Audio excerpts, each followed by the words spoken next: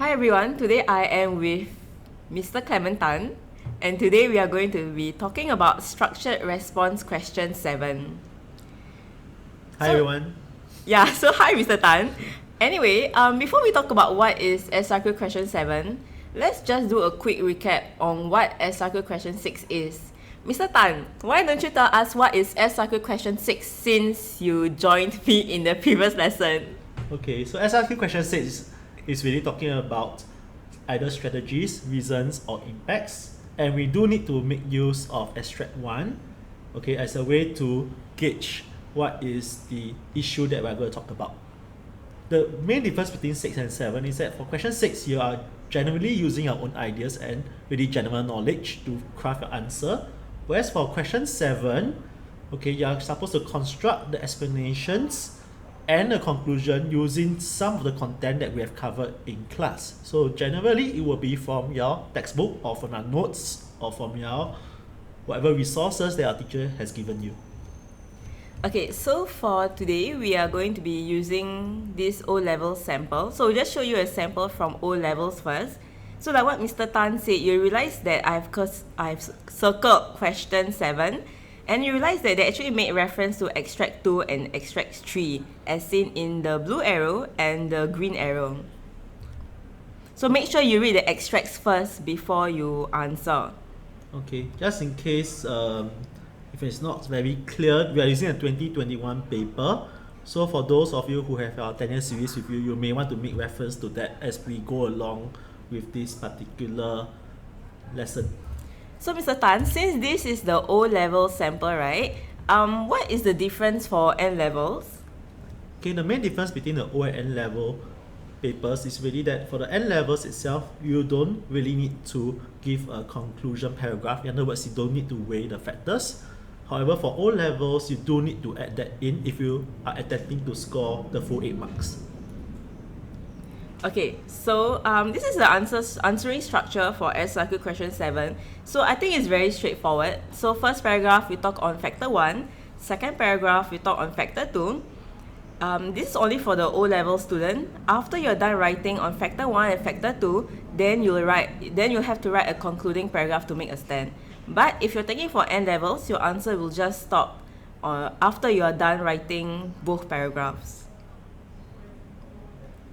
Okay, so for today's lesson, we are going to use the 10-year series O-level 2021 paper, where the question is, do you think integration is more important than assimilation in managing social cultural diversity? So for this question, you realize that integration is the first factor, assimilation is the second factor, while the scope or the focus of the question is about which one is more important in managing social cultural diversity. So your answer must always link back to the whole concept of managing social cultural diversity. So if you want to link back to the answer structure that we are talking about just now to this question, so essentially this is how your paragraph will look like. Okay, just to recap again, first paragraph will be on factor number 1, which is integration. But take notes, you are supposed to write it in a way whereby we're examining how integration helps to manage social cultural diversity. Same thing for second paragraph. In this case, we're looking at assimilation and how it manages social cultural diversity. So they both needs to take into account that how both factors actually help to manage it. Okay, so we should not, anything that's negative, it should not be actually in as a part of the answer. Okay, for N-level students, I think that is what you will need to write for the 2 paragraphs to get our 8 marks. For the O-level students, you do need to add in the last concluding paragraph whereby we make a stand on which factor is the more important factor. Okay, so let's go on to the answering structure for the specific paragraph itself. I think similarly like SRQ question 6, and I think in general when you're just writing paragraphs or in your essays in general, I think pill structure is a very good structure to lean back on when you're writing your answer. So if let's say you're writing a paragraph on the integration factor, your paragraph should look like this. So for example, it's a point, integration is important in managing social cultural diversity. And then my evidence section, I will talk about what is integration policy, where is it being practiced, and how is it being practiced. So you realize that in the evidence section, I have my what, where, and how. After that, then I will explain and talk about why integration is important in managing social cultural diversity. You would realize that under the evidence section, it's very important for you to talk about specific examples about integration itself, because that is what differentiates a strong answer versus a weaker answer. And then finally, you have your link. So this is a sample paragraph. Feel free to pause this video to read a sample paragraph. You realize that in this paragraph, similarly, we have color-coded. So the parts in red, these are the examples where we have the information of the what, where, and how. The words in blue, these are the elaboration part where we have to show how integration helps in managing social cultural diversity and hence is important. So feel free to pause this video for a few seconds or a few minutes to read this paragraph. Okay, so if let's say you want to write on assimilation, this is how your paragraph will look like. So similarly, the point, assimilation is important in managing social cultural diversity. Evidence, then you talk about what is assimilation policy, where is it being practiced, and how is assimilation policy being practiced. And similarly for explanation, then you have to also talk about how it is important in managing social cultural diversity. And then this, you link back to the question. Okay, just a point to add. For both integration and assimilation, there is no need for you to just focus on the examples that is given to you in your textbook. If you do have any other examples for any other countries that is practicing some of these policies, you can use that as your evidence. But that will mean that you will need to know a little bit more based on your general knowledge. For students that are not so confident, you may really want to fall back on what we have actually covered in class, which is the Singapore example for integration and the France example for assimilation. Okay, so now we have covered our first paragraph on integration, our second paragraph on assimilation. Now let's talk about the concluding paragraph where we have to make a stand on which factor is more important in managing social cultural diversity. I think a lot of students generally don't really know what to write for this part here. So Mr. Tan, how do I write a concluding paragraph? Okay, I think the main thing is that you need to understand why is one factor better or more important than the other factor. So in this case, similarly to what we have done for comparison questions or even a cross-referencing, okay, we need to find out what is our basis of comparison. Like why is one better than the other? So for this question itself, actually, if I am to write the answer, I would say that it will boil down to how is the composition of the country like. So integration is perhaps more important than assimilation if we're looking at countries with a more so-called with a mix of people with a greater mix of people. For example, like Singapore, we have a lot of different ethnicities, different nationalities. Then perhaps integration would be the way to go because it's very hard to assimilate so many different groups of people.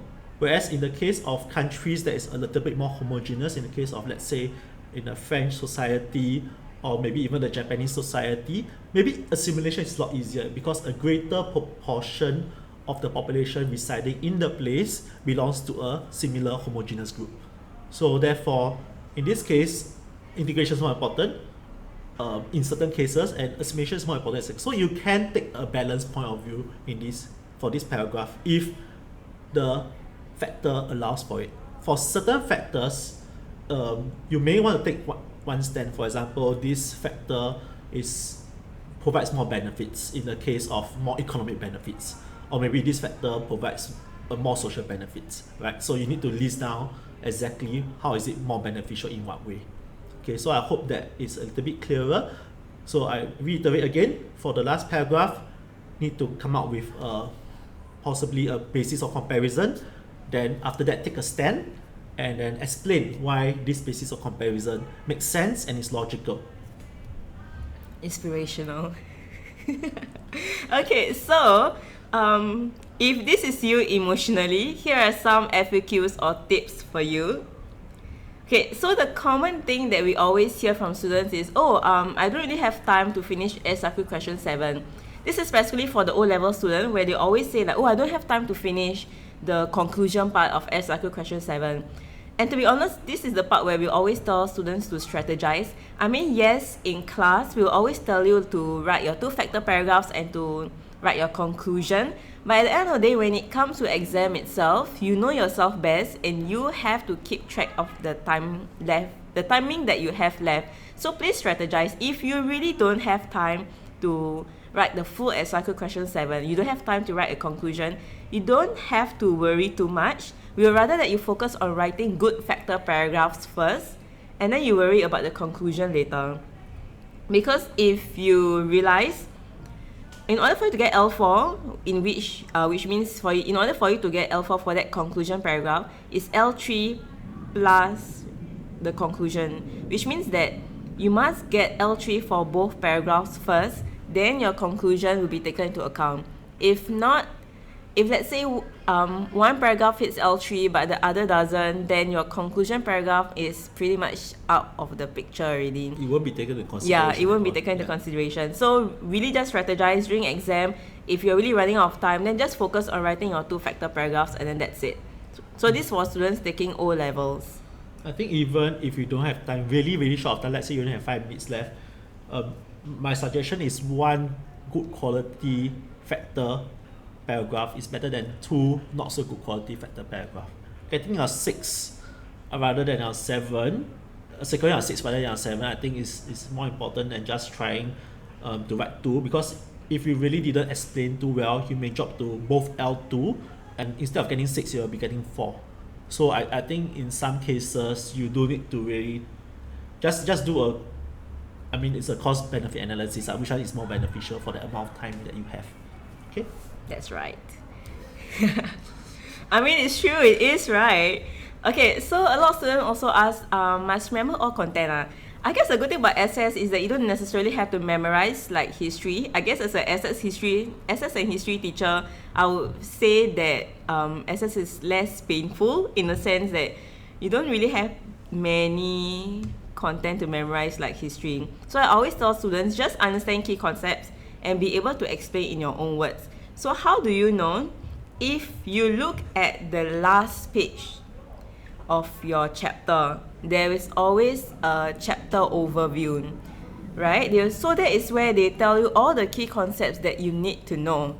And so you can actually use it as a way to kind of test yourself and test your friends.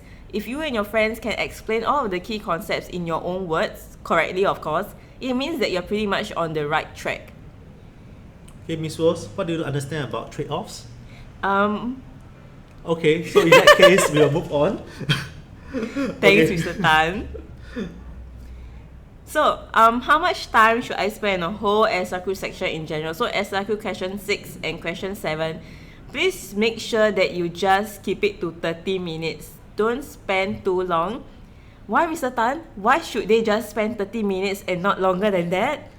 Because you got another whole section to complete. Okay, I think I mean, that's true. I think as a general rule of thumb, we have 1 hour 45 minutes to complete the whole paper. In other words, we have 105 minutes for 50 marks. So for every 1 mark, we're looking at about 2 minutes to complete. Especially for your SBC, Excel space case study itself, there is a need to actually spend a bit more time to read as well as to analyze the sources. So actually, even for SRQ, 30 minutes is actually something that is very generous already. Most of our students have less time to complete. They probably only have about 20 to 25 minutes. So you do need to write a little bit faster or to be more strategic about what you write for SRQ. Okay, so another thing that I always hear students say is, I kind of know what to say, but I don't know how to write it, right? Don't you always see that when students are writing an SRQ question 7, they always have this very super stressed look where they kind of know what they want to say, but they don't know how to write it. Mm-hmm. So, okay, what I always tell students is just imagine that you're kind of saying out your points or ideas to your friends or teacher. Write it down like that. So whenever you're doing class practice, SRQ question 7 in class, and then students always say like, oh, I know what to say, but I don't know how to write. I always tell them, okay, why don't you say it to me? So based on whatever they say, then I'll be like, then just write it down like that. Whatever you say to me, just write it down. So personally also when I'm practicing SRQ question 7 on my own, writing out answer key, that's what I do also. I just imagine that I'm verbalizing my thoughts to someone, and I just write it down like that. So hopefully this makes it less painful. Of course, on your own, you can practice writing out your thought process through SRQ practices. You can practice SRQ practices in your tenure series or other revision package, and then you can show it to your teacher, so that your teacher can kind of take a look, just read through and then see whether there's anything that can be improved. And most importantly is that's why we have class discussions in SS class, so that you get into the habit of verbalizing your thought process. Yes, and you can learn from one another also, because sometimes you have certain ideas and you don't really know how to say it, but sometimes your friends can say it in a much more beautiful way, like a nicely worded way. Just one more point to add also for SRQ. Yes, Mr. Tan. SS in general. Share. Yes. Okay. So there is no negative marking really. So if you're looking at it, if you can not verbalize, you can write out what you actually want to say. Then even if the sentence structure may be a little bit weird and things like that, as long as a point is inside your answer, they will have to give you the marks for it. So if it's all the way at the end, if it makes sense, or even at the front, you already mentioned about it, no matter where it is, as long as it's written down, they will need to give you marks for it. So you don't need to really be too concerned with the structure per se. Like if you really panic, in a panic mode, you don't need to follow like PEL, just write out whatever is coming to you. I think, and please, when you write it out and you realize that, hey, I am not so confident in this, then please don't cancel it away, because you don't know if the right answer is actually inside the answer that you just written. Even if you don't feel that confident, just leave it on your script itself, because there's no negative marking. The marker needs to read every single word you write. Okay, Yeah. so just remember that. Please don't cancel. So many times I've seen students, they think that it's not right, they cancel, but actually the answer is there. So it's such a waste. So please don't do that. Yeah, and sometimes the answer is also good. It's better than the answer that you think is good. Okay, yeah. So yes, please just leave the answers there. I think that is really one of the best things you all can help yourself in. And sometimes when we mark also, we also take into consideration, this student is writing in exam condition, this student is stressed. So generally we give quite a number of chances that like benefit of the doubt. We take into account that, okay, this student is rushing for time, you only have 1 hour 45 minutes. So just write it down. Even if you think like, oh my god, I feel like I'm just Talking nonsense. yeah, talking nonsense, just write. Because like what Mr. Tan said, there's been a lot of occasions where we see actually very good answers being crossed out, and then the answer that is actually submitted is quite disappointing. Yeah, it's real answer to the point. So sometimes you just leave it there. I think it's a lot better than wasting. Really wasting our efforts. Because that one line that you cancel away, that could be the decider that give you an L3 rather than an L2. Yeah, that's true. There's a lot of cases where we see like that, where it's really a waste. Yeah.